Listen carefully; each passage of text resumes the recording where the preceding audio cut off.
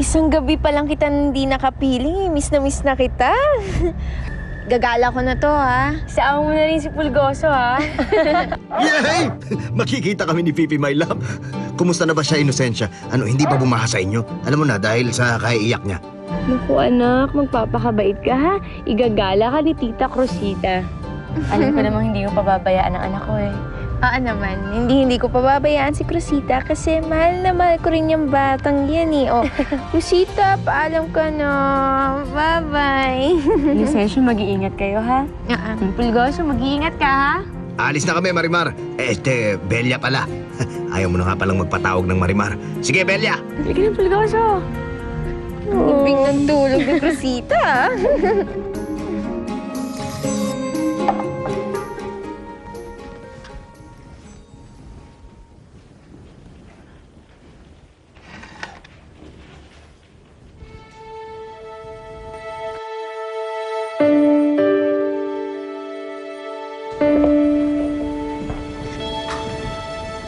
Napakaganda niya, di ba? Ay, senyor, malapit na po ako matapos maglinis. Mukhang ngayon lang luminis ng gusto ang lugar na ito, ah.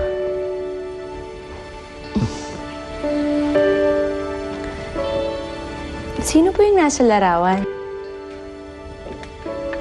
Asawa ko si Lupita. Upo ka, Belia. Alam mo, katulad mo, napakagaling din niya sa lahat ng gawaing bahay.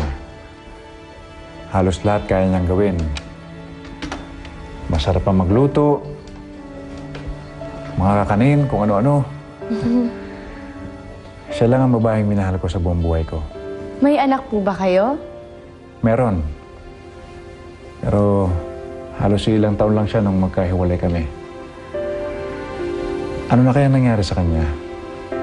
Nakapag-aral kaya siya, nagka-boyfriend, nag-asawa, at may mga anak na.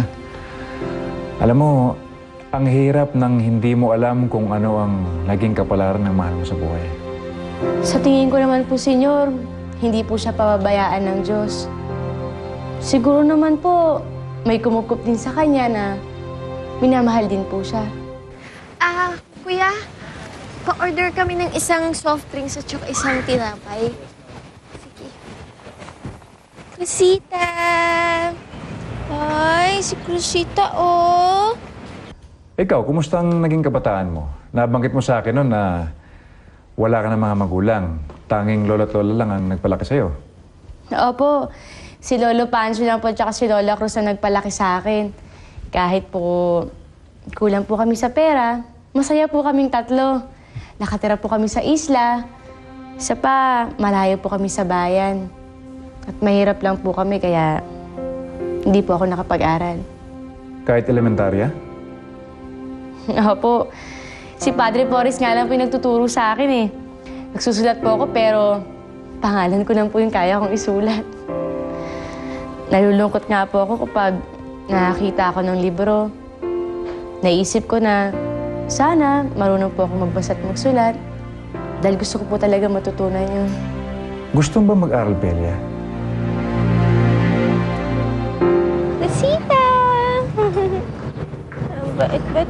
Naiinitan ka ba, Crosita? Naiinitan ba si Crosita? Gusto mo, lumipat na tayo dito. Lipat na tayo dito. Yan, sana kasama natin ang mommy, no? Kahit pakisabihan yung kotse, lalabas ako, kama. Crosita.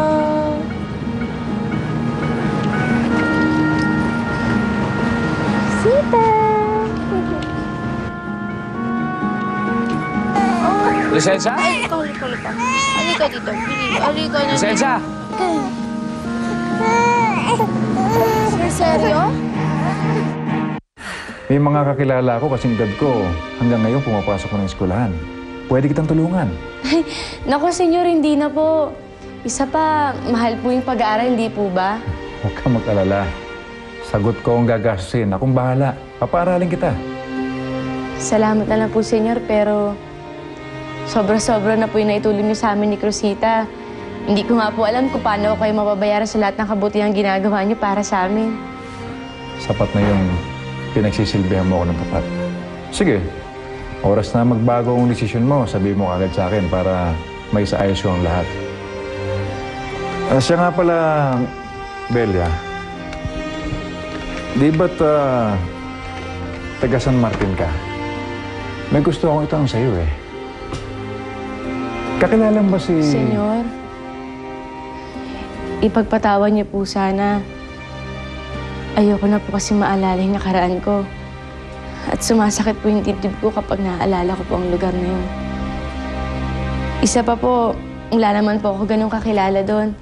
Tanging si Lolo Pancho at si Lola Cruz lang po. Sige, naiintindihan kita, Iya. Salamat po. Mauna na po ako. Maglilinis pa po ako sa taas. Okay. Sige po.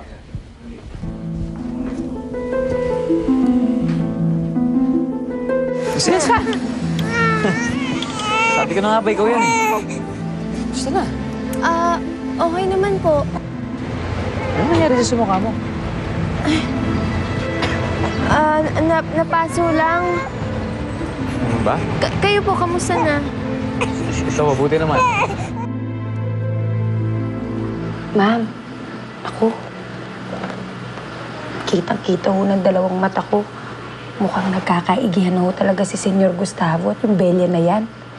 Alam niyo, narinig ko nga ho. Pag-aaralin pa raw. Naku, ma'am, habang maaga pa ho, dapat siguro mapigilan na yung Belia na yan sa mga pinaplano niya. Naku, mahirap na. Baka magtagumpay siya sa pinaplano niya at mapirahan niya ng gusto si Senyor Gustavo. Totoo bang paaralin ka ni Gustavo? Opo, pero tinanggihan Pero sana hindi mo pinagsasamantalahan ang kabaitan niya. Baka naman nagbabait-baitan ka para makuha mo yung gusto mo. Hindi po totoo yan, Ma'am Esperanza. Alam mo, ambisyosa ka eh. Kilala ko yung mga ganyang klaseng babae. Yung hinuhut-hutan si Gustavo para makuha yung gusto nila. Nagkakamali po kayo, Ma'am Esperanza. Ikaw ang nagkakamali. Ikaw ang nagkakamali. Dahil binalaan na kita eh.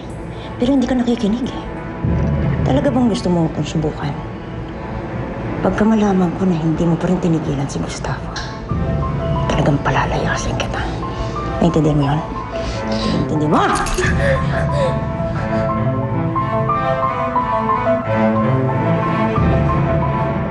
Nag-asawa ka na ba?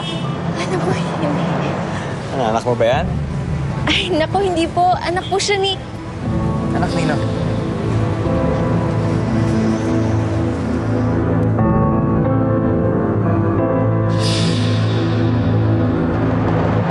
Naloko mo ang asawa mo.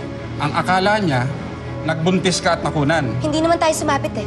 Ano kaya ang gagawin niya kapag nalaman niyang isa lang palang malaking kasinungalingan ng lahat ng ito? Ano nangyari dyan? Ipasa ka. Paano yan? Sino nagawa nito? May nanakit sa'yo? May hinahanap ko siyang babae. Ano ang pangalan niya? Marimar. May kilala akong Marimar. Kilala mo si Marimar?